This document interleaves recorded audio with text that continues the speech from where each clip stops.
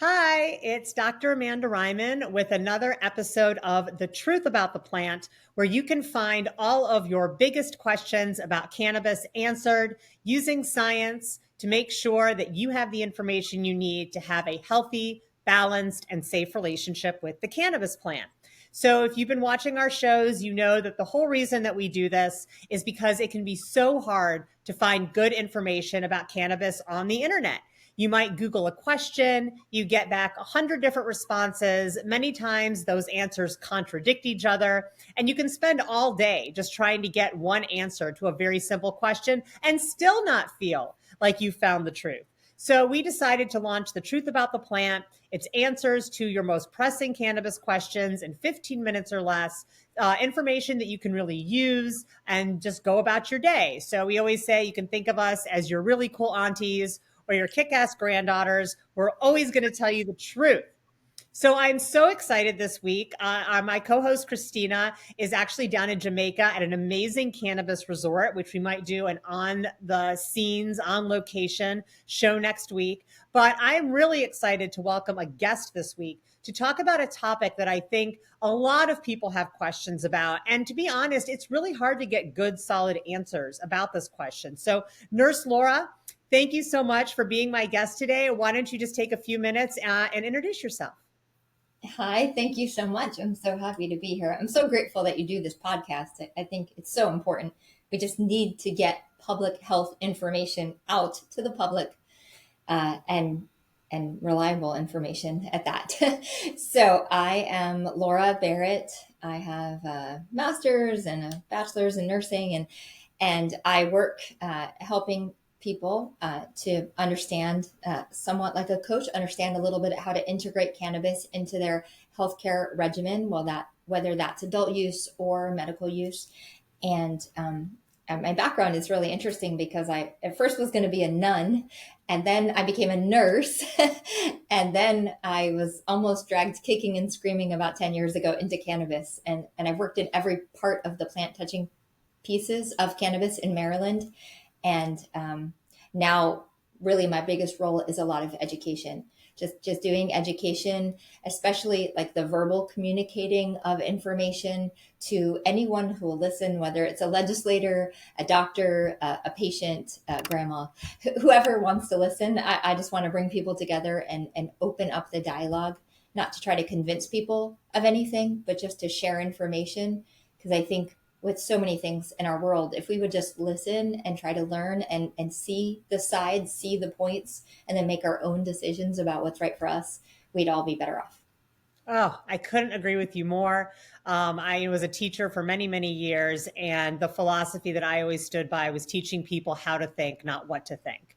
And so being able to put the information out there, teach them how to decipher good information from bad so that they can make up their own minds, I think is so important. So thank you so much for what you do and really helping people have access to this wonderful plant. So the question that we have today is one that I get asked a lot. And for a lot of you out there, you might remember pre-COVID, actually right before COVID, we had this thing called EVALI that was a lung disease that was being caused by the use of certain types of vape pens because they had certain dilutants in them that were not safe to inhale. And, vape pens came along decades ago. And for a lot of people, they are a really great way to consume. They're very discreet. You get that benefit of titration that comes along with inhalation. But at the same time, there's been a lot of questions about their safety, about their habituation, like how easy is it for it to become a habit.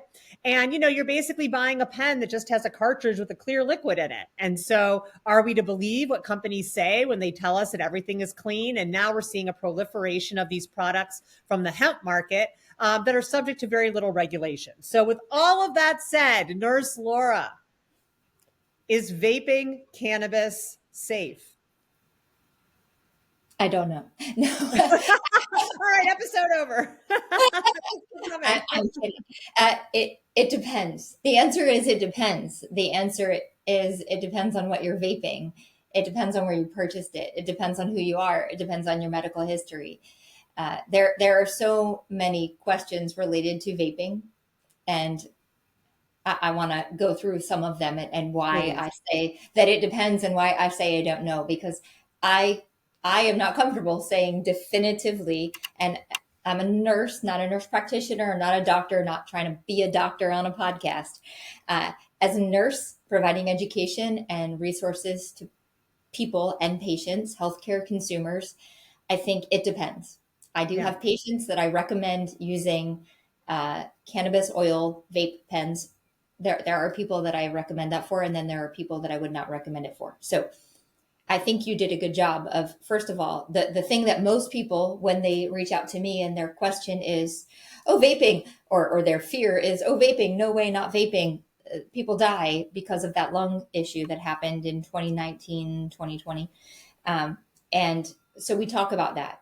So most of the data, the deaths, I think there were like 85 deaths reported in total. Most of that was not regulated cannabis market concentrated vape pens. Most of it was outside of those programs. Um, and it wasn't even all cannabis vape pens. Some of it Right. was also cannabis and or nicotine e-cigarettes. And sometimes it's easier to talk about e-cigarette and think about the liquid concentrate vaping versus vaping, because there's a whole nother type of vaping that I would say absolutely is safe for most people. And we'll talk about that in a minute. So it depends. And I think inhalation is a really important part of being a cannabis consumer for many people. And smoking is bringing carcinogens and other chemicals into your body. And many people are afraid of vaping, but they're inhaling, they're smoking, they're using water pipes and bongs and bowls and all these other things that also have risk. Right. So I think it's always important to look at the whole picture and the whole person and their medical background. So an immunocompromised person who would be at super high risk from yeast, mold, pesticide, and any of these things might be a really poor candidate for a concentrated e-cigarette style vape pen, even a safe, reliable one from a medical cannabis or a cannabis dispensary, because the contents in that concentrated vape cartridge could come from multiple batches, from trim. It's a lot of different cannabis plant material that is then processed and put, so it's a large volume that's now diluted and into this concentrate. So Right. you're putting yourself at higher exposure to these possible contaminants than you are if you're using flour. Yeah. Because when you're So using flour, it's one batch, it's one right, harvest, right. one. It's one thing. So what should people look for? So if I'm looking at all of these different products that are available to me at the dispensary, what are some of the things that people should look for in trying to decide what is quality in terms of a vape pen? That's a really good question. So, depending on your dispensaries have regulation. So, I think it's really important to know what the regulations are in your state. Some states require lab testing, some states are more stringent on the lab testing related to pesticides or heavy metals. Some of the risks related to using a vape pen are the metal leaching. There's a small risk. We don't know that it's a huge risk. We need a lot more research about that. But that is a potential risk. So some vape cartridges have porcelain, not metal. There are things that you could look for like that. Um, I think it's important to know your state. But what I'll say is back to that, the EVALI and that vaping lung injury issue, that was specifically related to these dilutants to make the oil thinner and make it last longer. Particularly, most of it was related, as far as I understand, and most of my peers would validate, to vitamin E acetate. So when you're purchasing something in a legal cannabis dispensary, every state that I know of, that's illegal. So you don't have to worry about that particular thing and the vaping lung injury from that. What you might have to be concerned about, again, is possibly that it's a lot of cannabis that has been pulled into this oil, and so it's more concentrated in whatever might be there. Um, but So let me again, ask about this because one of the things that I see happening a lot in vape products now is the addition of terpenes. So Mm-hmm. it'll say like, now with a food grade, it says food grade or food safe, or, but they're not the terpenes that were naturally found in the flower. They're kind of additives. Do you have Mm-hmm. any thoughts on whether people should avoid vape pens that have kind of these artificial, even if they're plant derived, but not cannabis, naturally occurring terpenes? Yeah. And again, why we need rules and regulations to change so we can do more controlled studies is we don't know the safety of Mhm. inhaling into our lungs essential oils or terpenes. Right. We don't have data. Like you are a data person, right? We don't have long-term data on those things. We really aren't sure about that. So Yeah. again, I think that if someone is going to utilize a vape pen and they're going to plan to use that multiple times a day, all day long, which again, that's a whole nother risk because it is so easily accessible. Some people will overuse it because it's just too easy. It's always there and it takes no prep time. But for some of my patients, for Parkinson's patients, for some patients that might be out and then suddenly have some type of attack, a panic attack, a Parkinson's attack, some type of attack, and could have that almost like an EpiPen as an emergency that they're not using all the time. So if it is related to the metal that we're concerned about, again, assuming we purchased a safe, reliable product with lab testing from a dispensary, if it's just that maybe long-term use might cause something, if we're using it only for emergencies as that like rescue inhaler, rescue EpiPen, I think, and I have people that are doing that. And then at other times we're using other type of vaporizing, like dry herb vaporizing, where we're taking the flower and putting it in a device that could be a desktop or a portable vaporizer that hopefully has a glass container, because for the same reason, if it's metal or plastic, it could be leaking something. It really, it so much depends on the person and how far you go in your life. Like, do you, if you drink out of plastic water bottles, then maybe you're not concerned about, and you leave them in your car and they get, up to 100 degrees and you leave them, like maybe you don't care that the container is a plastic container. Uh, or if you cook on a lot of metals, like it really depends on each person and their risk profile health wise. Yeah. Uh, like all of those things are so important to consider, but inhaling cannabis is so important. I would hate for anyone to completely rule any of the options out, and I think there is a place for concentrated vaporizing, and it gets you much more intoxicated. And I have read some research recently. I'm trying to remember if it was in Bonnie Goldstein's book or if it was online in this article I just read, that vaporizing, for whatever, people feel more intoxicated, even if they're vaporizing, concentrated vaporizing from a safe, reliable dispensary, THC with CBD versus uh, dry herb vaping or smoking a joint, they're more intoxicated. So Yeah, it's well, really it's a higher concentration. So, I it's mean, a a lot of those vape cartridges are like 70% THC and Mhm. upwards. So, I think that's, where people have to be careful because they may be used to smoking a joint or using a dry herb vaporizer, and then they go to a vape pen, and all of a sudden it's like really hitting them hard.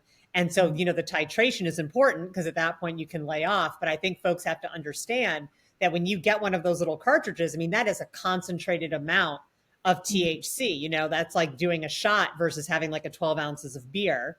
Yes, And and so, much it's more quick onset. Yes, right.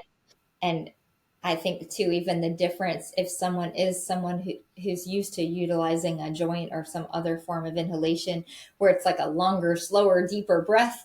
Like even with I'm always telling people it just a little puff, little start with a Sips. little puff, a Yeah. Little gentle sips. puff, a little sip. Yeah. Well, this I is so just to summarize, because I want to just kind of make sure that folks know what to take away from this. So, vaping is safe if you're obtaining a product that's been tested and that is subject to regulation. Even so, read those test results, especially if you're somebody that is prone to having infections or is immunocompromised. You may have lower tolerance levels for some of these things than other people. And there could be a higher risk because you're getting cannabis from a whole bunch of different batches and different parts of the plant and then making it into this oil. Uh, be wary of artificial terpenes and essential oils and other additives being added to your product because we may not know whether or not these chemicals or compounds are safe to inhale. Even if it says that it's safe to eat and it's been approved by the FDA to be put in your food, doesn't mean it's safe to breathe it into your lungs.